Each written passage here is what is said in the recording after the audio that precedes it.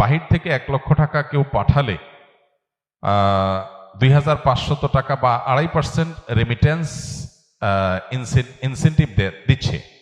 এ অতিরিক্ত 2500 টাকা নেওয়া জায়েজ হবে কিনা, এ বিষয়ে আমরা এর আগে বারবার প্রশ্নের উত্তর দিয়েছি। এটা সম্পূর্ণ হালাল এবং জায়েজ, কোনো অসুবিধা নেই। প্রবাসী ভাইয়েরা বিদেশ থেকে যে টাকা পাঠাবেন সেই টাকার উপর 2.5% প্রণোদনা দিয়ে থাকে বাংলাদেশের সরকার। এই 2.5% টাকা নেওয়া সম্পূর্ণ হালাল।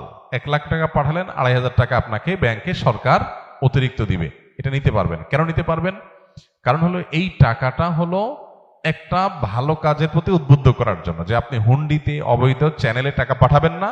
পাঠাইলে সেটা দেশের বাইরে দেশের টাকা চলে যাবে, অর্থ পাচার হবে, দুর্নীতিবাজ দ্বারা টাকা সরানোর রাস্তা পাবে। সেগুলো যেন না হয়, আপনি ডাইরেক্ট ব্যাংকিং চ্যানেলে টাকা পাঠান, দেশের উপকার, দেশে ডলারটা আসে।